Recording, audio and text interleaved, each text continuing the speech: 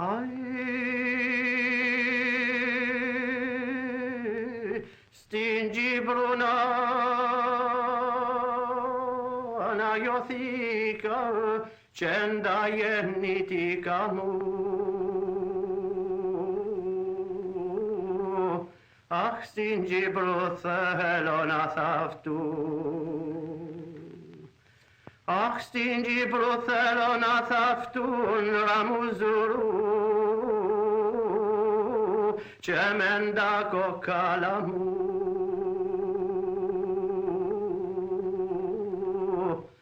Disci brusco mahamugligin, damniston da fona lauri.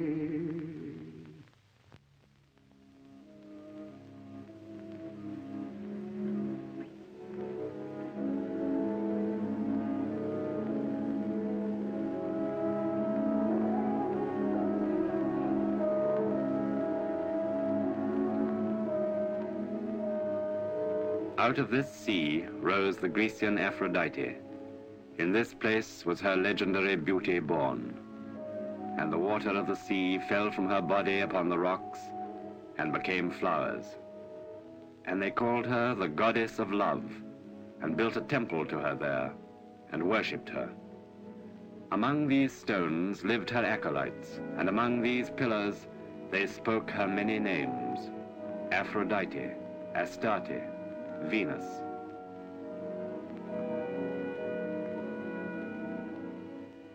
Then to this pagan world came Paul and Barnabas, bearing the Christian gospel.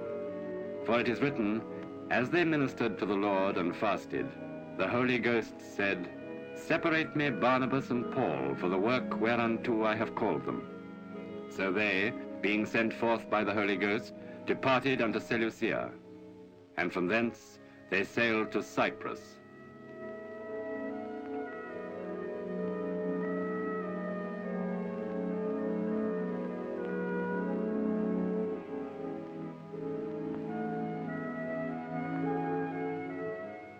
And here came St. Helena, with most sacred relics from the holy city. And she was charged in a dream to build a church in the name of the venerable and life-giving cross, and to put in it the sacred wood she brought with her. And she placed her church in the sky above the island, on the peak of a mountain, Stavrovouni, the mountain of the cross.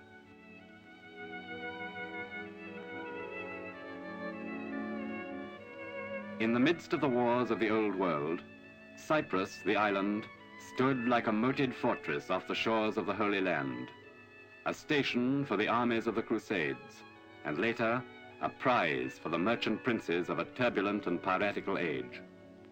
It was here that King Richard, the Lion-Hearted of England, while on his way to recapture the Holy Sepulchre, stayed to marry his queen, Berengaria. Out of the Crusades sprang the Lusignan kings, whose castles towered from the mountain crags above the sea. They brought 3 centuries of brilliance and fantastic riches. They built the great cathedrals of the cities, and the rich merchants of those days gave their daughters in marriage with jewels more precious than those of the Queen of France.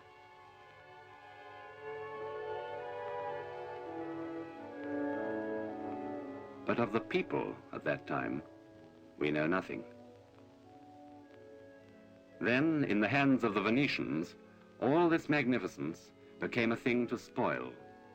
The island became their military outpost, the towns, the bastions of their plunder.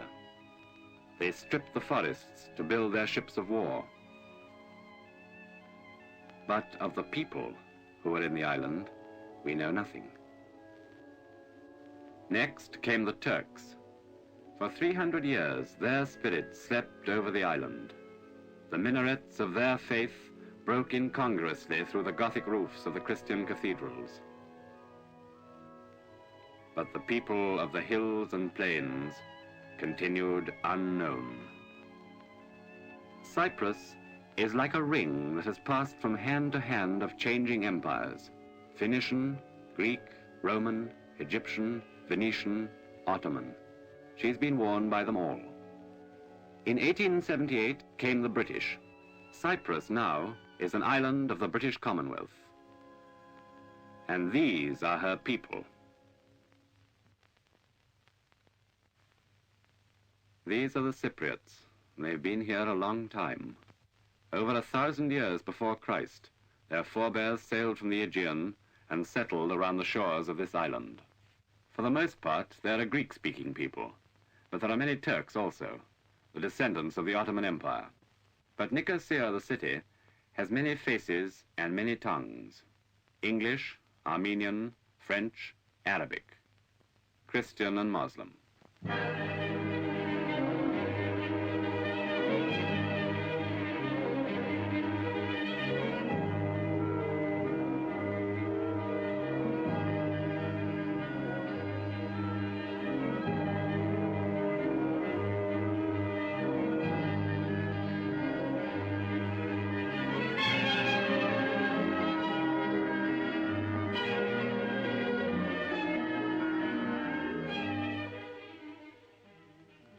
Here, within the yellow ring of the old city walls, in the narrow streets that hide from the sun, the shops of craftsman and merchant, the thronging markets laden with meat and fruit, you are in the heart of Cyprus.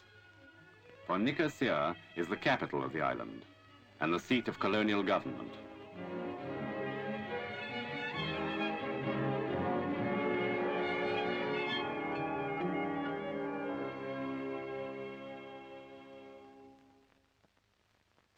But turn from the crowded elements of the town and look to the villages. For the village holds the national flavor of a country more strongly than any city. This is a village much like any other in the world. But you will find Cyprus here. Here, as in any other village, you will find a priest, a church, children and animals, and the women at their work.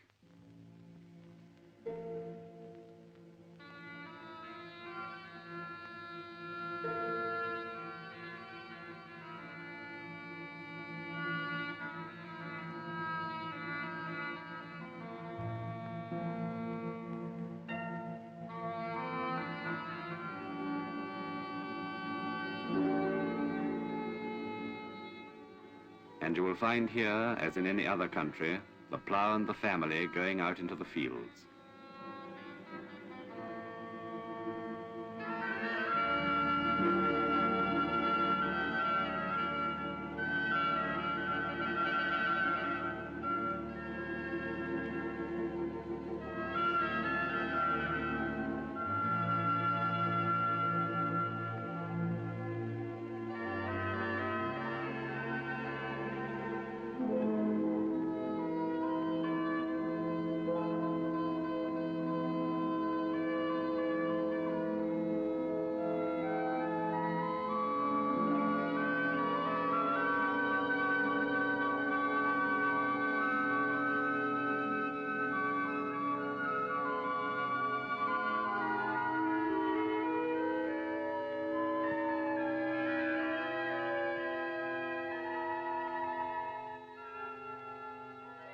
Throughout 2,000 years of changing rulers, of poverty and magnificence, tyranny or indifference, these are the people who, with their old unchanging tradition of husbandry, have kept the island alive.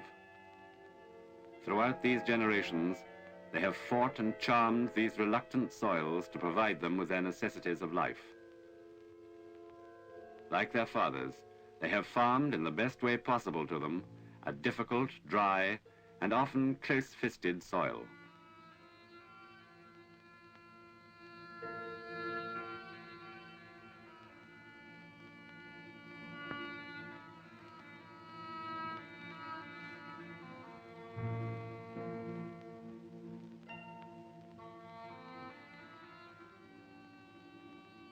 But such ages of continual food-bearing weary the earth, and upon the face of this once young and fertile island, the furrows of exhaustion had begun to appear. Gradually, the trees and bushes that would hold the soil in place had been consumed to build ships or palaces or to feed the peasants' fire. Naked of leaf or shade, the earth baked in the long summer sun. In wintertime, torrents of savage rain tore into the soil, cutting it into deep gullies, washing whole fields away into the sea. And always, wherever there was a green thing growing, it was everywhere menaced by the sharp, poisonous, and insatiable tooth of the goat.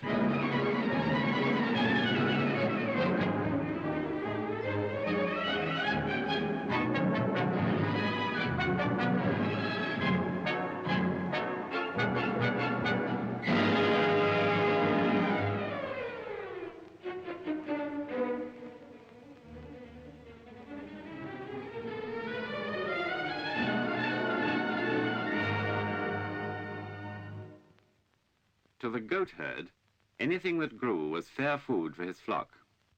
And such a goat herd was Vassos Mavrandonis. But to such village farmers as Nikos, the wandering goat was something that carried plague in its mouth. In half an hour, one flock could devastate a year's harvest. Νίκο, Νίκο, δέπω και ήρθαν κάποιες νίκες και τρώνε τις ελιές μας. Βάστα του λαμετά τον...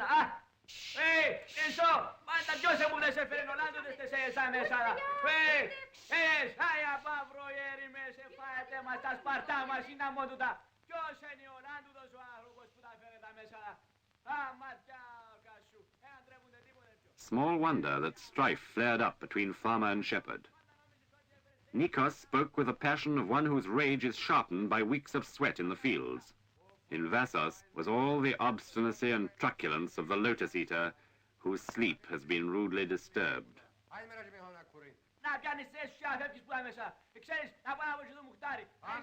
But Nikos was not alone in his indignation, and the battle did not end there.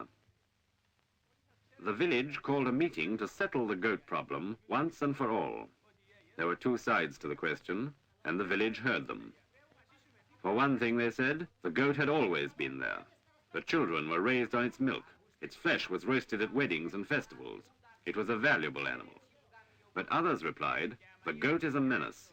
Where it wanders at will, it poisons our fields and our crops. It must go.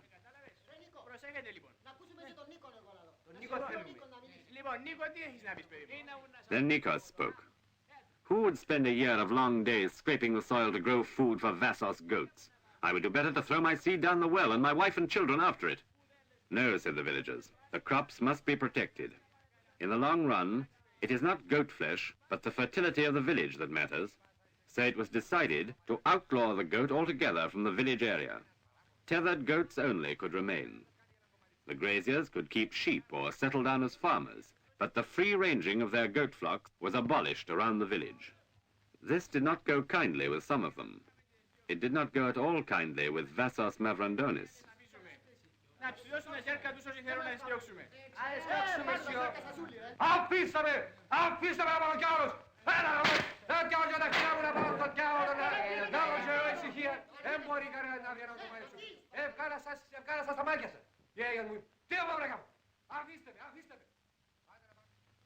Vassos was a shepherd and not a farmer. He had a few poor fields, but he had no stomach to farm them.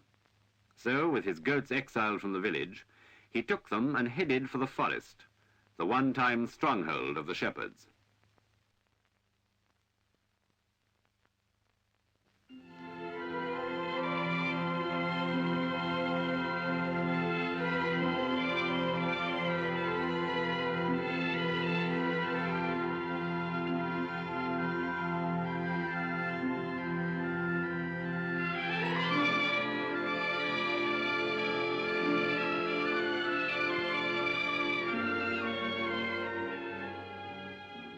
Here, on the sharp ridges and slopes of the hills, grew the timber wealth of Cyprus, oak and pine and fir, and cedars more prolific and mighty than those of Lebanon. From here came timber for the fleets of the Venetians, and from here they took wood to build the Temple of Solomon.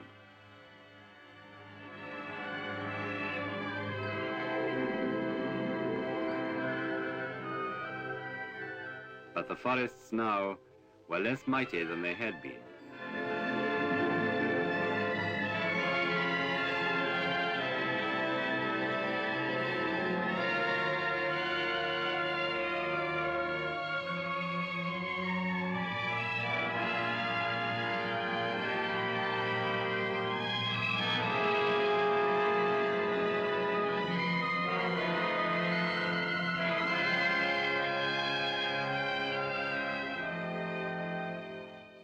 Around the snow-capped peak of Mount Olympus, among the deep ravines and ice-blue streams, lay the villages of the shepherds whose flocks for years had fed off the buds and branches of the trees, had stunted the pines and cropped off the young seedlings before they could take hold and grow.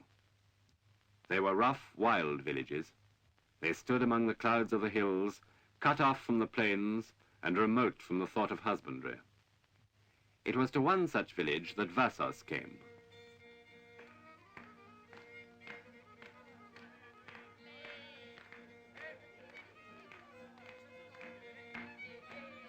For centuries, these villagers had existed by the flesh and fleeces of their flocks. Their songs were of sheep and goats, and their dances of feud and murder.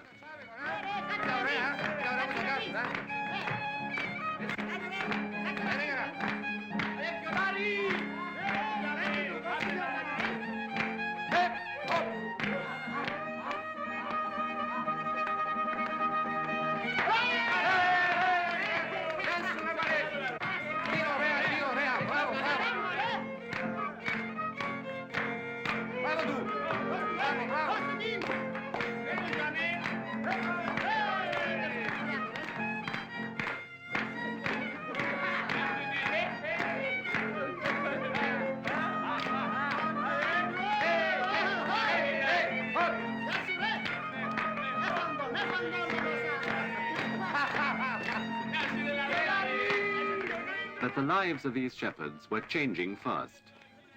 Already their flocks were leaving the forest. For the forest was the wealth of the whole community, and the trees must be protected. In this stronghold of the shepherds, for years the kings of these hills, the authorities had begun, by patient persuasion and the buying up of flocks and grazing rights, to clear the area and to plant new trees that would grow straight and free from the goat's sharp tooth. Some of them resisted the change longer than others, but gradually the forest was cleared, and the shepherds began to settle down to new lives. Some became farmers. Some took to charcoal burning, for in an island where there is no coal, charcoal is one of the main fuels for the people in their homes and villages. Others became forest workers, clearing, pruning, transplanting the young trees, putting the forest back onto the bald, craggy slopes long desolated by neglect or fire. Some, for their sharp eyes, became forest fire guards. Perched on the higher peaks, they kept ceaseless watch for the first plumes of smoke that might threaten a priceless generation of cedars.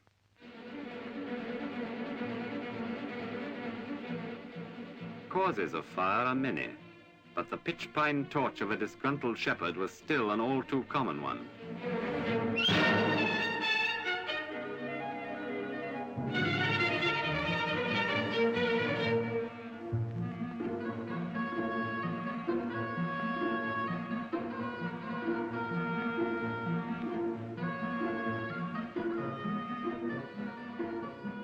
Vassos was a wild man, as there is one in every village. And now he had a grievance. If there was no room in the forest for his goats, then he would revenge himself in a way the forest would understand.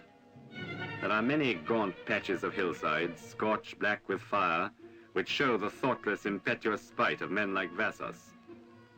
For where there are few roads and sheer hillsides, a fire started in secret will go raging through these dry trees and spread out of all control, unless seen and smothered immediately.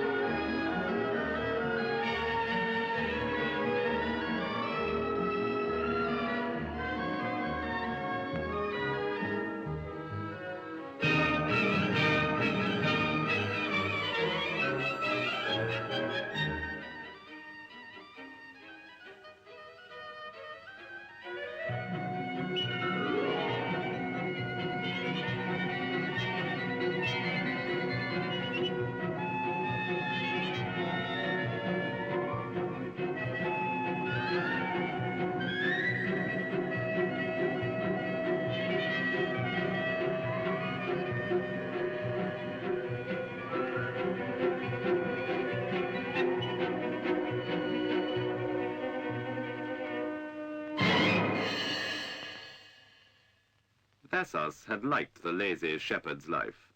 His goats had worked for him. He need do no more than lie in the shade while they fattened themselves on the trees and bushes around him. Now, for his folly, he would rest a while in the shade of the local jail.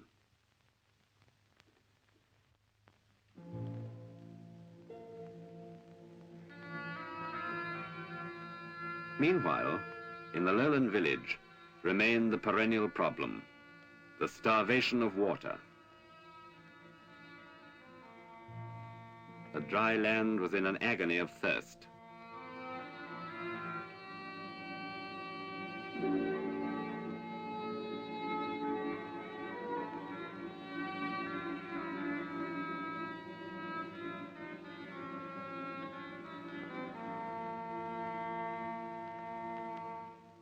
The peasants, to keep their crops and animals alive, must bring water night and day from the weak, trickling stream.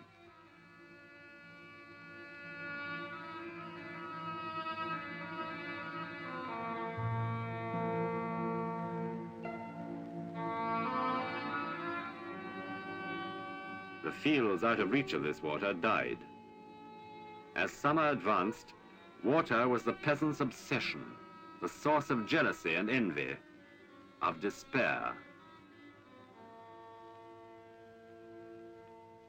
Until there came an answer. Above the village, between the steep shelves of the river bed, there was room for a dam that would store 1,000,000 gallons, would raise the level to fields that had never had water, and bring hundreds of acres into cultivation. The project was put to the village, and they saw their fields green. They agreed to raise some of the money. Labor was there in plenty.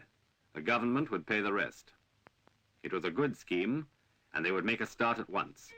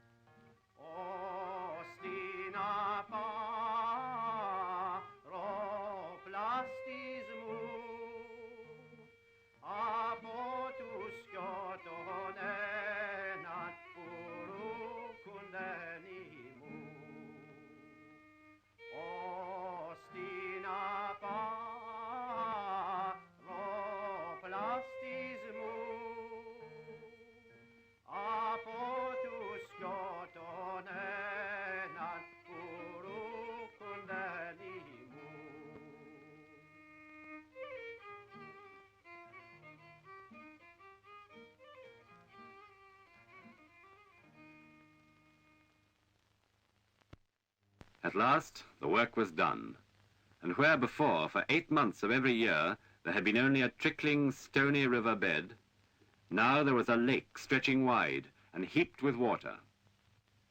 The dam stood high between the rocks, holding back the waters that ran down from the hills.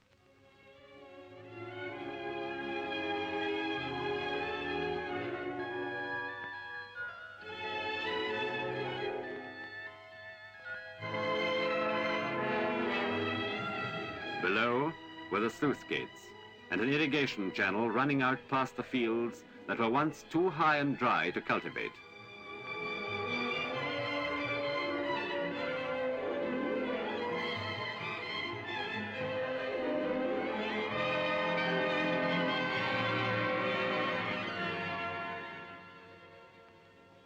And Vassos, returning to his village, saw the lake spread where none had been before. And he saw, too, that now he could plant his high fields with crops that would not die of thirst. He no longer had his goats, but he had water. He could farm.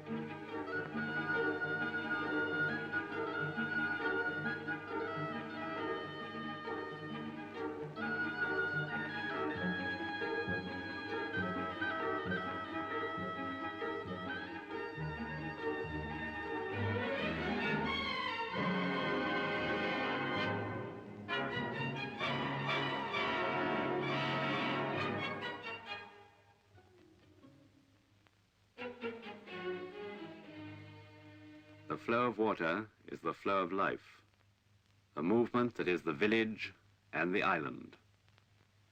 No generous showers come to these fields in summer, but the small rain that falls upon the hills and trickles towards the plain must be cupped and guarded and brought to the fields and guided to the very roots of the crops. Only thus can the land live. Here in this village, they have a good store of it now, but the search for water goes on, and all over the island, the control and preservation of the precious fluid.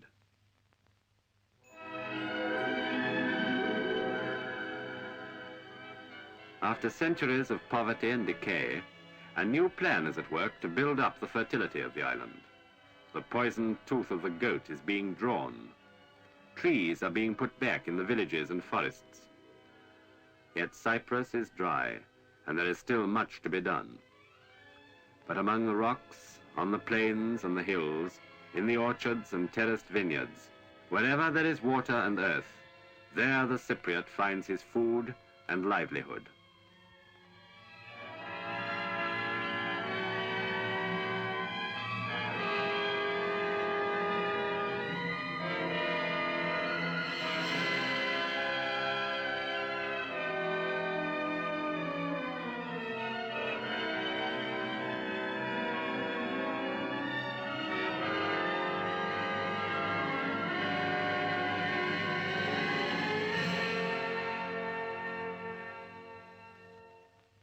Cyprus is an island that feeds on itself.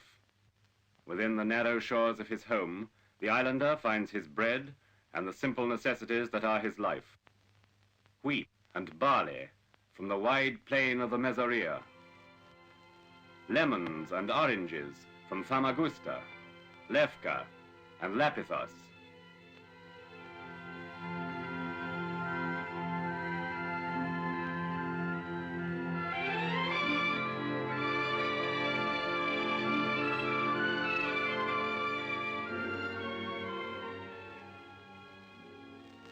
Almonds and locust beans, and rich olive oil squeezed from the stone presses of the villages.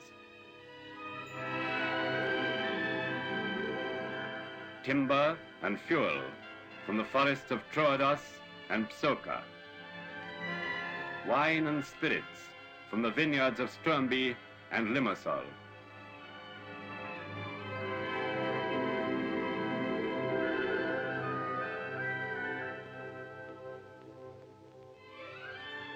Tobacco and cigarettes from the factories of Nicosia and Larnaca.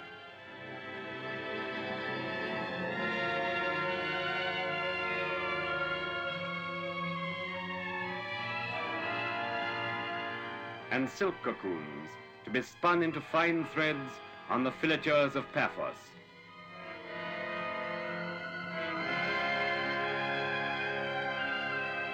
All this is the substance of the island.